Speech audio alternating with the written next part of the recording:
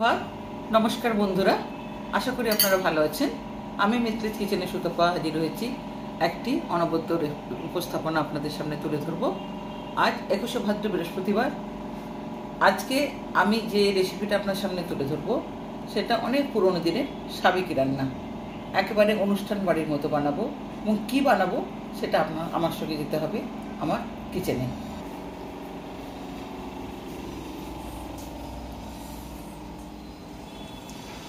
আজ আমি বানাবো গোবিন্দভোগ চাল দিয়ে মাছের মাথা দিয়ে মুড়িঘণ্ট। মুড়িঘণ্ট বানানোর জন্য আমি নিয়েছি দুটো কাতলা মাছের মাথা, কানকোয়া ছাড়া। অনেকে কানকোয়া দিয়ে থাকে, কিন্তু কানকোয়াটা দিলে তরকারিটা একটু ঘেটে ঘেটে যায়, ভালো লাগে না। যাই হোক, আর এখানে আমি নিয়েছি গোবিন্দভোগ চাল 300 গ্রাম। তার সঙ্গে আমি ইনগ্রিডিয়েন্টস নিয়েছি ফোড়নের জন্য গোটা গরম মশলা, শুকনো লঙ্কা, তেজপাতা, তারপরে জিরে গুঁড়ো, লঙ্কা গুঁড়ো, আদা বাটা, টমেটো কুচি, পেঁয়াজ কুচি, হলুদ, লবণ, একটু কাজু, চিনি, একটা আলুটা কেটে আমি দেখাচ্ছি কীভাবে কাটবো। প্রথমে একটু এই মশলাগুলো আমি ভেজে নেব, শুকনো কড়াতে একটু ভেজে নেব। গোটা শুকনো লঙ্কা, একটা দারচিনি, একটু গরম মশলা, গোটা এলাচ আর লবঙ্গ দুটো, একটু ধনিয়া আর জিরা।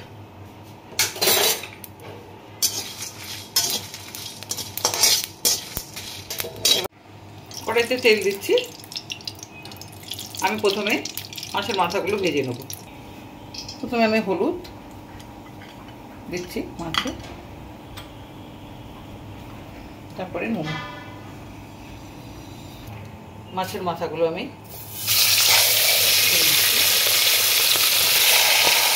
এরপরে আমি ঢাকা দিয়ে দেবো। তেল ভাজা হতে থাক, ততক্ষণে আমি আলুগুলো একটু কেটে নেবো।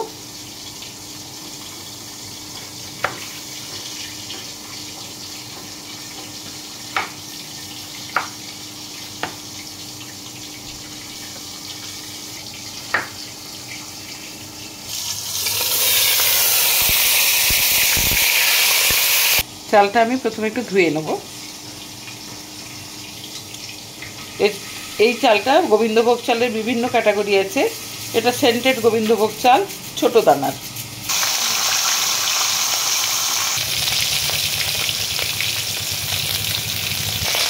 আমার মাছের মাথাগুলো সব ভাজা হয়ে গেছে, আমি তুলে নিচ্ছি। এবারে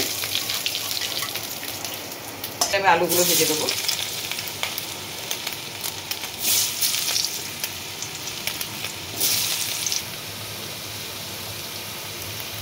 গরম মশলা দিলাম, গোটা শুকনো লঙ্কা, তেজপাতা,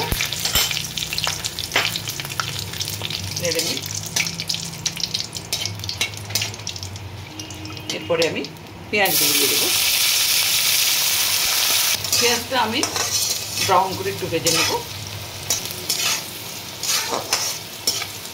পেঁয়াজটা আমার প্রায় ভাজা হয়ে গেছে। এরপরে আমি টমেটো কুচি দেবো। আমি এখানে একটা কথা বলি, এটা পেঁয়াজ ছাড়াও টোটাল নিরামিষও করা যায়। পেঁয়াজ অনেকেই তাতে আবার রসুন বাটাও দিয়ে থাকে, তবে মাছের মধ্যে রসুন বাটাটা আমি ঠিক পছন্দ করি না। তাহলে মাছের যে মিষ্টি একটা গন্ধ সেটা কিন্তু থাকে না ভাজার পরে বা রান্না করার পরে। আদা বাটা দিলাম, জিরে গুঁড়ো দিলাম, তরকারিতে কালার আনার জন্য পরিমাণ মতো হলুদ দিলাম, লঙ্কা গুঁড়ো দিলাম,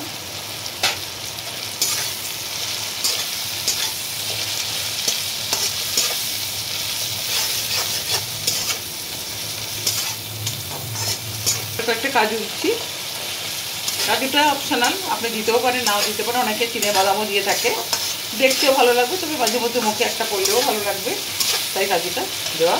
এরপরে ভেজে রাখা আলুগুলো দিচ্ছি।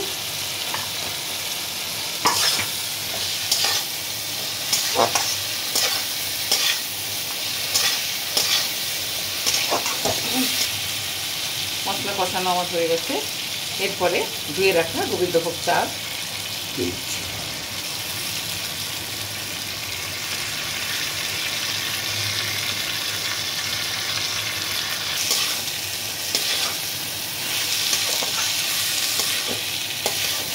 চালটাকে আমি একটু ভেজে নেব। ভেজে মানে চালটা যে নর্মাল আছে, ভাজলে দেখবেন একটু সাদা হয়ে যাবে, ওই অবস্থাতেই নিয়ে আসবো।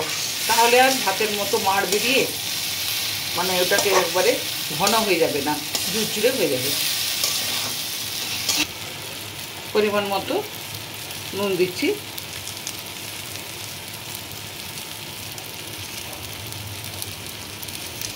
এবারে আমি একটু গরম জল করে নিচ্ছি।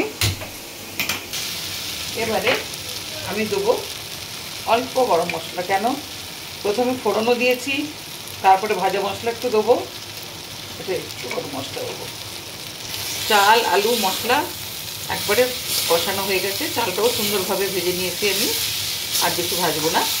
এরপরে আমার এই গরম জলটা দিয়ে দেবো। আমি এখানে 300 গ্রাম চাল নিয়েছি, আমি জল এখানে নিয়েছি 600 গ্রাম।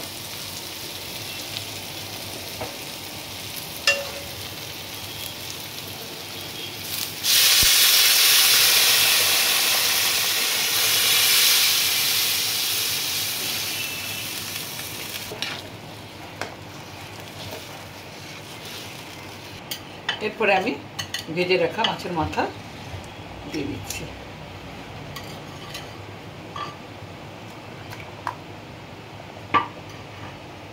আর স্বাদ মতো চিনি দেবো।